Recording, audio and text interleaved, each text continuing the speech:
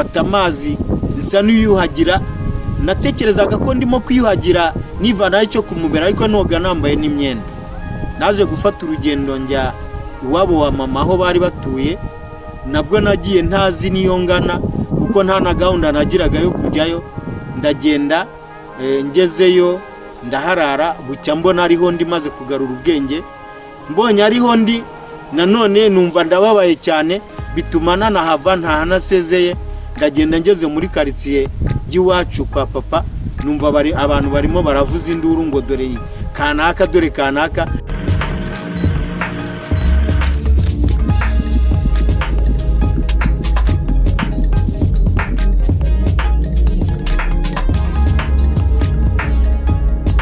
Sinari nzi ibintu. Bakunzi ba Gato Media TV, tugarutse mu kiganiro nk'ibisanzwe, akaba ari Bahizi Aloys nkuko tumenyeranye mu biganiro byinshi bitandukanye. Nkaba rero nongeye kugaruka kuri iyi saha ngira ngo twongere duhurire hamwe mu kiganiro tuganire nk'ibisanzwe. Uyu munsi rero nzanye ikiganiro, n'ubundi ni ikiganiro navuga ko gisa nkaho giteye ubwoba kandi kibabaje, ariko ngira ngo ni ikiganiro cy'amateka y'ubuzima.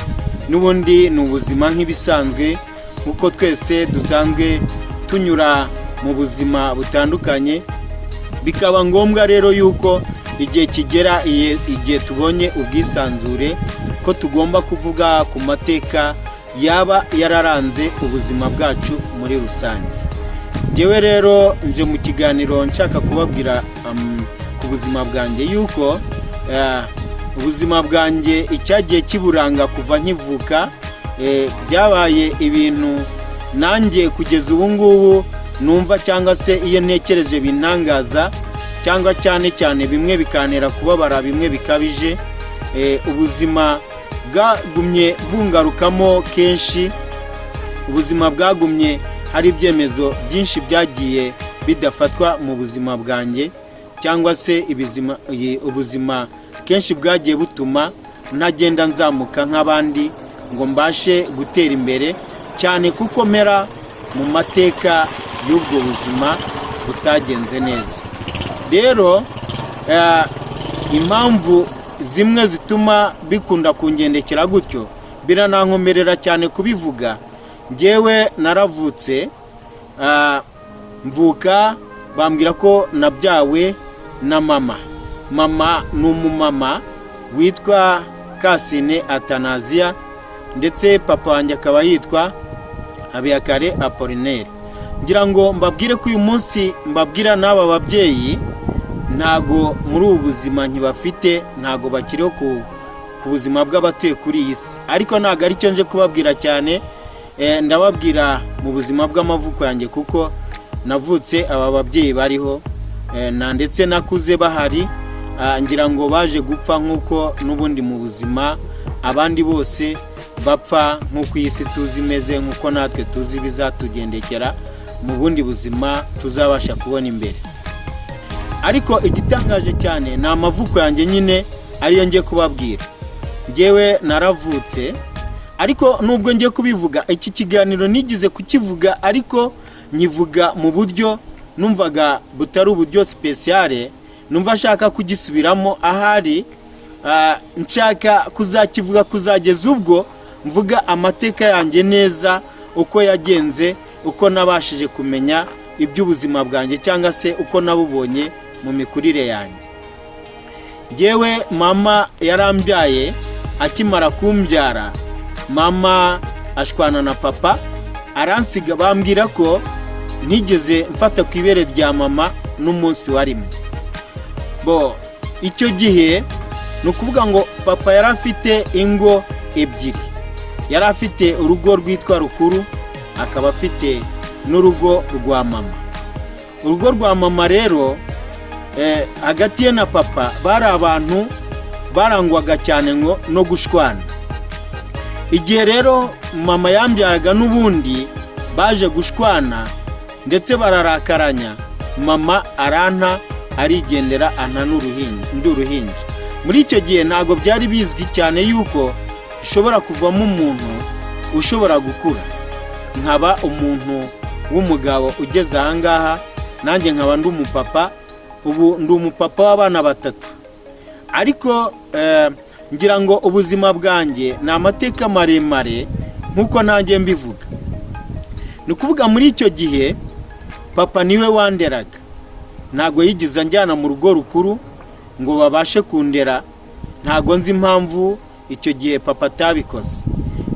Papa rero yankamiraga amata, kuko twari dufite inka, akankamira amata nkakayampa, yamara kuyampa agasiga andyamishije mu buriri. Ngira ngo rero igihe papa yabaga ari bugarukire kundebaho nari ndyamye, ngira ngo namwe murabyumva, nyuma yaho ngaho, nyuma yo kundyamisha ibyashoboraga kubaho nk'umwana uba ukwiriye kwitabwaho, umwana uba ufite byinshi cyane, wenda ntari busubire inyuma kuvuga nk'abantu bazi iby'abana, imikurire yabo murabyumva. Papa igihe yagarukiraga nyine yarazaga akankorera ibyangombwa byose, murumva habagaho kumpanagura cyangwa se kunkarabya, noneho akongera akagerageza n'ubundi buzima bujyanye n'ubundi buzima busanzwe, nk'uko byabaga biri mu nshingano z'umubyeyi. Hari inka rero, habaga hariho no guhinga, habaga hariho kujya kwahirira inyana, habaga hariho kujya guca ibyarire n'ubundi buzima butandukanye yashoboraga gufatanya n'ibyo byose. Ngira ngo rero papa yahisemo gufata kimwe ubuzima bwari buriho icyo gihe bw'amatungo yabaga mu rugo. Amatungo arayafata ayasubiza mu rugo rukuru, amatungo akajya abayo, akajya akama amata akazana akampa muri ubwo buzima bwo yanderagamo bumeze gutyo. Rero njya nibuka bimwe bijyanye n'igihe nari maze gusa n'umwana ugenda nkambakamba, ngenda ntoragura imyanda. Murabizi umwana ukambakamba abatoragura imyanda akarya. Ngira ngo uyu munsi wa none sishobora no kubona umwana ukambakamba cyangwa se ari aho ngaho atoragura ibintu byinshi, ahari ngo nibaze byinshi cyane kuri uyu mwana ko atazabaho, kuko nasanze kugira ngo n'umuntu abeho burya n'Imana yo mu ijuru ituma umuntu ashobora kubaho. Ngira ngo rero impamvu imwe ituma nshaka kugaragaza aya mateka y'ubuzima, murabizi yuko hari benshi cyane bafite ubuzima bubagoye cyangwa bagiye baca mu buzima butandukanye, ubuzima buteye ubwoba bushobora no kubatera agahinda kenshi. Njya nkunda guhura n'abantu bameze batya bafite amateka y'ubuzima yenda kumera gutya cyangwa se ari munsi y'amateka y'ubuzima bwanyu, ugasanga barihebye na n'uyu munsi bakaba bihebye, bagifite mbese ibibazo byinshi bituma baheranwa n'agahinda. Ariko iyo muhuye n'umuntu umeze gutya, mbasha kumugira inama, nkamuganiriza shingiye ku buzima bwanjye n'ibyo nahuyemo nabwo, muzabasha kugenda mwumva gahoro gahoro uko nzagenda mbabwira ibyaranze ubu buzima. Ngira ngo rero nagumye kugenda nkura gahoro gahoro ko papa yagumye kundera muri ubwo buzima. Ngira ngo ariko namwe nimubasha kubyumva, mwumva umwana wakuriye muri ubwo buzima ari uruhinja rutoya rutagira umubyeyi ukwiriye rimwe na rimwe kugira inshingano asoza ku mwana uri muri ubwo buzima bw'umwana w'uruhinja mutoya. Harimo ubuzima bwo kwiyangiza rimwe na rimwe, ukaba wari ukwiriye kwitabwaho n'umubyeyi w'umumama. Noneho utekereze umubyeyi w'umupapa ari busubire inyuma kuba mama wawe akaba na papa wawe. Ni ibintu biteye ubwoba, ni ibintu rimwe na rimwe bidashobora no kumvikana mu matwi y'abantu benshi. Abantu benshi bagira impuhwe ndabizi, murabitekereza cyane. Kugira ngo uyu munsi bamwe murimo kubyumva mbivuga, mwatangiye no gutekereza byinshi cyane mutarumva njye imbere. Rero ni ukuvuga ngo aho ngaho noneho haba harimo no kwitegura uburwayi. Uburwayi rero mu bana bameze gutyo akenshi ntibubura. Harimo uburwayi bumwe akenshi mukunda kumva bavuga ngo umwana yarwaye icyo bita irungu. Irungu riba rijyanye na cya kintu bita bwaki. Bwaki umwana umeze gutyo ntago watinya kuvuga yuko azigera ahura n'ikibazo kimeze gutyo.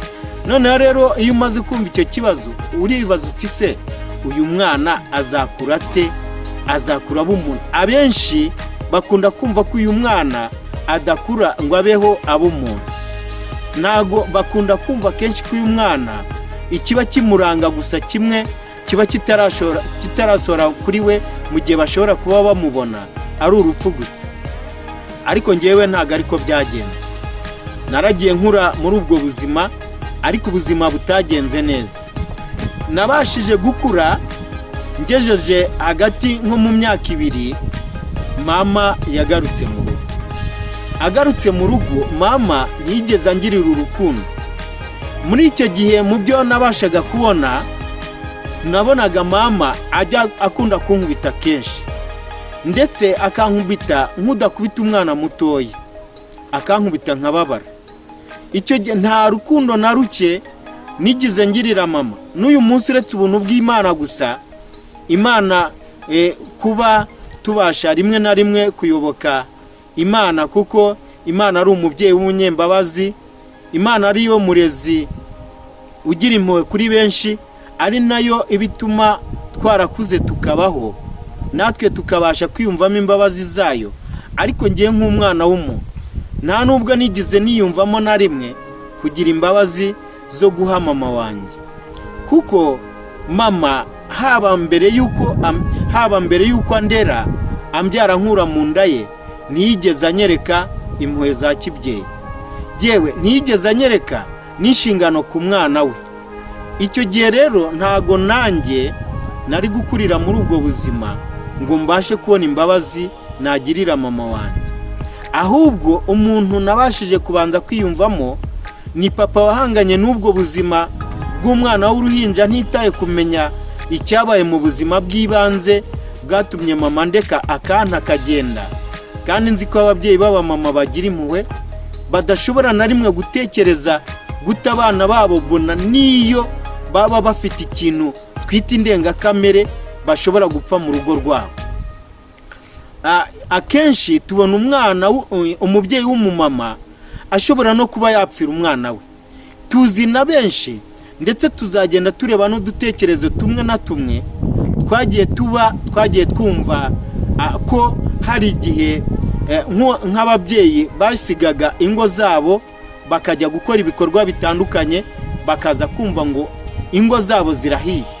Umubyeyi akaza yirukanka ntacyo yitaye, akinjira mu muriro agamije kujya kureba umwana we yataye mu muriro, yataye mu nzu, ngo arebe ko uwo mwana yasanga yarokotse. Yagira amahirwe agasanga umwana w'umuriro utaramukoraho, akemera akamubundikira agashya, ariko umwana we akaba muzima. Ibyo twagiye tubyumva mu bitekerezo bitandukanye, cyangwa se biranashoboka ko ari ibintu byagiye bibaho mu buryo bugaragara. Rero jewe ntago byabaye ibyumvikana mu buzima bwanjye, nubwo nagiye ngira benshi bagiye bava impande n'impande ababashije kugenda banganiriza nkababwira ikibazo cy'ubuzima bwanjye. Bagiye bansaba kubabarira mama, banyumvisha ibintu byinshi byaba byarabaye hagati yanjye n'ubuzima bwe hamwe na papa. Ariko ntago na n'uyu munsi ntago ndabyumva nshyize mu bitekerezo bya kimuntu. Gusa mama naramubabariye bitewe nuko nabashije kumenya yuko hari urukundo rw'Imana nayo ibasha kubabarira abantu. Ariko na n'uyu munsi ntago ndiyumvisha uburyo mama yabashije kuna akimbyara azi ko umwana agomba konka, akarerwa n'amashereka, akabasha gukura, akaba umuntu muzima, nawe akazavamo umuntu nk'abandi. Rero ubwo buzima bwabayeho mu myaka 2 mama koko yaragarutse, ariko agarutse yabashije kubyara abandi bana bankurikira 3. Kera murabizi ababyeyi bakundaga kubyara cyane, ndetse bakabyara n'icyo bita indahekana, cyane cyane abantu benshi bakundaga kuba mu biturage. Buri umwana rero yabashaga gucukira umwaka umwe. Ngira ngo nabarumuna banjye harimo na mushiki wanjye niko byagenze. Nyuma yaho ngaho ntago nanone inshingano za mama yabashije kuzisoza nk'uko ziri, n'abavandimwe banjye nabo nyuma ntago yabashije kubana nabo, yarabataye akomeza urugendo arigendera. Ngira ngo icyo gihe ni nacyo cyabaye igihe cya nyuma yabashije kongera kugaruka mu rugo. Ntago nyuma y'icyo gihe amaze kubyara abo bana sinigeze nongera kubona agaruka mu rugo kwa papa. Naje kugera mu kigero cy'imyaka 5 papa aza gushaka undi mugore mu rugo rwa mama. Uyu mumama yaje muri ubu buzima bwacu, ariko ntago nigize na rimwe mbona ubuzima bwigize bunshimisha ngo menye uburyohe bw'umubyeyi uko bumera. Kugeza ubwo ubuzima bwamviriyemo gusa n'umuntu ubaye traumatize, ku buryo nanjye ubwanjye hari igihe cyageraga no kwiyakira bikananira, ndetse byaje no kuva kugira impamvu nyinshi zatumye nshobora kugenda niyahura inshuro nyinshi, ariko Imana ikamba hafi, ubuzima ntibwazimira. Sinzi icyo Imana yanshakagamo, na n'uyu munsi wenda sindakibona byemewe n'amategeko, ariko mpora nkibaza ku buryo bwatumye nshobora no kugira uburyo bwo gukunda Imana cyane, bigatuma inshuro nyinshi ngenda ndwana intambara zo kugira ngo mbashe kwiyegereza iyi Mana yabaye umurezi wanjye. Ikaba Imana yagenze ku buzima bwanjye kuva nkiri mutoya kugera aho ngeze ahangaha. Ngira ngo muri iyo mikurire imeze gutyo, papa yaje gushaka umugore. Muri icyo gihe nyine biza kuba ngombwa ko ubuzima bwongera kuba nk'ubusanzwe. Mu gihe mama yari ari mu rugo, amatungo arongera aragaruka mu rugo, ubuzima mbese bubu busanzwe. Ngewe rero byabaye ngombwa ko muri iyo myaka nsa n'umuntu ukuze imburagihe, kuko byatangiye ntangira kumenyerezwa gukora imirimo isa n'iy'agahato, kuko natangiye kujya menyera gukukira inka mu rugo, nkamenyera kumenya ko ngomba kwahira ubwatsi bw'inka, kumenya ko ngomba kujya gusenya inkwi. Ngira ngo mu giturage murabizi ko abantu baho na n'uyu munsi abenshi barangwa no gusenya inkwi mu bisambu, mu bihuru, mu mashyamba. Ibyo nibyo bibatunze kugira ngo babone uko babasha kubaho mu buzima bwabo. Noneho byabaye ngombwa ko ngenda nimenyereza imirimo yose ishoboka. Uko nagiye nkura niko nagiye nimenyereza no gushaka kumenya gukora utuntu nk'utw'abana bakora kugira ngo biteze imbere. Ngira ngo rero ubwo buzima bwaje kuzamo ibintu byinshi bitandukanye. Uwo mumama yaraje nawe ubwo murabyumva ko byabaye ngombwa ko nawe abyara abandi bana. Byatangiye rero wenda ku buzima bw'umwana wa mbere avuka, umwana aravuka mu muryango, byari ubuzima busanzwe, bwari ubuzima bw'umwana nk'abandi. Ariko uko umwana akura, murabizi ibintu bitangira kugenda bihinduka mu giturage. Hari ukuntu nk'umubyeyi wawe kubera gukura hari ibintu byinshi abatangiye kuvaho, nko mu bijyanye n'imirire cyangwa se imibereho. Bakavuga bati mwebwe mw'abana mwe mushoboye kurya ibijumba n'ibishyimbo, cyangwa se niba ari ibijumba gusa nabyo murabishoboye, ariko papa wanyu ntago ashoboye ibi ngibi. Ibyo bikaza kubaho rero ko uwo mubyeyi agomba gutekerwa indyo nk'iyo ngiyo. Ni ubuzima busanzwe, ni ubuzima rusange, na ndetse n'ababyeyi nako abana nta komenti bashobora kubishyiraho. Ariko ikiriho kimwe ni uku nguku, ubwo buzima butangira kugenda bwihishamo ubuzima bw'abana b'amaharakubiri, bikagenda bigaragaza amaharakubiri. Wa mwana wavukiye mu muryango ku mugore wa kabiri atangira kugenda amenyera kugenda amuha kuri bya biryo by'indobanure, ku buryo bana bandi basigaye batangira kugenda nabo bakomeza kurya ya ndyo ikomeye, bivugwa ko abana aribo bayishoboye. Ibyo nibyo byari ibiryo byacu nk'abana bari basanzwe mu muryango. Ariko muri iyo mitandukanire y'ubwo buzima, niba yabaga niyo gusa, hageretseho ya mirimo y'inkorera gahato, hageretsweho rimwe na rimwe kugerekwaho amakosa adahari, hageretsweho rimwe na rimwe gukubitwa. Inshuro nyinshi nakundaga kubohwa njyewe nkarazwa mu ihene aho zabaga ziziritse. inshuro nyinshi papa yakundaga kuntoteza bitewe n'uko nacererezwaga, yuko nagiye nkora amakosa rimwe na rimwe, amakosa atanagaragara. Ndibuka igihe kimwe papa yagiye afata umora ashaka kuntema afite umujinya ukaze ngo nakoze amakosa, bagiye bamuntarizaho ngo sinacyuye ihene, ngo sinazimuye. Hari ikintu bitaga kwimura ihene iyo zabaga ziziritse mu gisambu, ukazimura ukazijyana ahandi hantu hari ubwatsi butandukanye n'aho zahereye zirisha. Wenda rimwe na rimwe ibyo bintu bikaba bitabayeho, ariko ugiye mu yindi mirimo nta gihe cyo kwicara cyabagaho. Ariko ugasanga rimwe na rimwe urafashwe, urakubiswe, ukanakubitwa utazi n'impamvu, ukaza kumva umubyeyi wayivovota mu magambo avuga ngo ubona iki cyana kitakoze ibi n'ibi, kitagize udafite n'uburyo n'akanya ko kwisobanura. Ibyo byose byambayeho. Twebwe twari dutuye mu karere kitwa ak'Uburasirazuba, ahanga ni naho hari akarere kitwa ak'Uburasirazuba, ndetse hariya mu nce za Rwamagana. Twebwe rero mu bworozi bwacu twashoraga ahantu hitwa Buseruka, aho muzi hari ikiyaga cya Muhazi. Nakundaga kujya gushora inka. Papa mu gihe nkirimo gukina n'abandi bana nk'ibisanzwe ko abana bahurira bagakina, habaga hari urubuga abana dukiniraho, papa kaza kanyombokera gake akankubita inkoni cyane ku buryo nahitaga mbyimba ku buryo budasanzwe.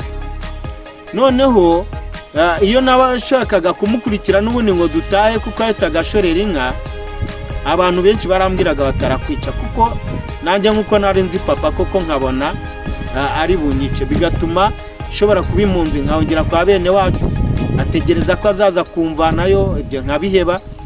Noneho kugeza igihe babandi barambiwe bakaza kuzamfata bakansubiza mu rugo. Bansubizaga mu rugo, umubyeyi akavuga ngo tungo mu gisubize ngo ni kinzira, ngo narakibwiye ngo nikingarukira mu rugo ngo nzakije. Ubwo ngubwo byabaga ngombwa ko subirayo. Naje rero kugumya kubaho ngaho, ngira ngo mu gihe cy'imyaka 12 mfite ubuzima bumeze gutyo, mpahanwa hirya no hino. Ariko mbere y'ibyo yuko mva mu rugo nkazi Kigali ndetse n'utundi duce nagiyemo, byari byarabaye ngombwa yuko mbasha kujya niharika imyaka hamwe n'abandi bana. Ariko haza kuvamo yuko papa anyirukana mu muryango, ndetse biba ngombwa ko ngenda nigondagondera akazu ko kubamo mu giturage bubakaga inzu z'ibyatsi, akazu ndakubaka nkabamo. Ariko mu gihe nabaga muri ako kazu, murumva umwana wo muri iyo myaka nabashaga gutekereza ikintu gitumye mbaye muri ako kazu, ngatekereza ikintu gitumye mbasha kuvunika njya kuguzanya n'abandi bana ngo duhinge imyaka nzabona ikintunga muri ubwo buzima bw'iyo myaka imeze gutyo. Mwumva birandenze. Rimwe na rimwe byageragaho nsa nk'umuntu ubuze ibitekerezo. Ndibuka umunsi umwe mvuye kuguzanya n'abandi bana mu bijyanye no guhinga mu buryo twitezaga imbere mu buhinzi butandukanye. Ndibuka ko byari hafi mu masaha 8 mbasha kuyoboka iyo uruzi njya kwiyahura ntazi ibyo ndimo. Naragiye nijugunya mu ruzi, haza abantu baza kunkuramo, ariko n'ubundi nasomye nendaga gupfa. Murabizi abantu bavuye mu mazi baba basomye, amazi abuzuye mu nda bakabanza kubakandagira babaturumburamo ayo mazi aba yuzuye mu gifu cyabo. Ibyo byarabaye. Icyo genda ndetse mera nk'urwaye toroma, ku buryo nageze naho ako kazu kanjye kaba sinamenye ibimbayeho. N'ubundi ndifata n'imyenda, fata amazi nsa n'uyuhagira. Natekerezaga ko ndimo kwiyuhagira nivanaho icyo kumubera, ariko noga nambaye n'imyenda. Naje gufata urugendo njya iwabo wa mama aho bari batuye. Nabwo nagiye ntazi niyo ngana, kuko nta na gahunda nagiraga yo kujyayo. Ndagenda ngezeyo ndaharara, bucya mbona ariho ndi maze kugarura ubwenge. Mbonye ariho ndi nanone numva ndababaye cyane, bituma nanahava ntahanasezeye, ndagenda ngeze muri quartier y'iwacu kwa papa, numva abantu barimo baravuza induru ngo dore kanaka dore kanaka, sinari nzi ibintu byambayeho.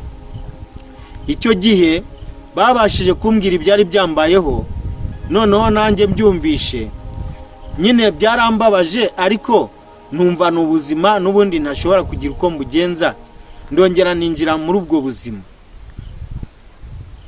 Rero ngira ngo bakunzi ba Gato Media TV, ngira ngo ubuzima ni ubuzima bugizwe n'amateka maremare nzagumya kuvugaho byinshi, ariko ngira ngo muri aka kanya ngira ngo umwanya ni muto cyane, naba ncumbikiye ahangaha, ariko abantu bifuza kuzatega inkuru amatwi muzayitega amatwi, nzababwiramo byinshi cyane, ndetse muzabonamo n'abandi bantu batandukanye barangwa n'ubu buzima bwo kwiheba. Muzahita mumenya ubuzima bw'abantu benshi bakunda kwiheba ahantu buturuka.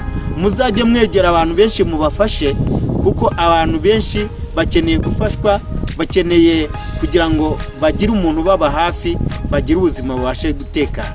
Ngira ngo rero mwakoze gutega amatwi iki kiganiro, mugumye kutuba hafi, kandi ngira ngo mbabwire n'ubundi mukomeze gukora subscribe, mukore share, mukore comment, mukore like, kugira ngo tubashe kuzamukana mu kiganiro, kandi tubashe kugumya kwiteza imbere, kugira ngo dukomeze kubona ibiganiro byinshi nk'ibi ngibi bibasha gufasha abantu.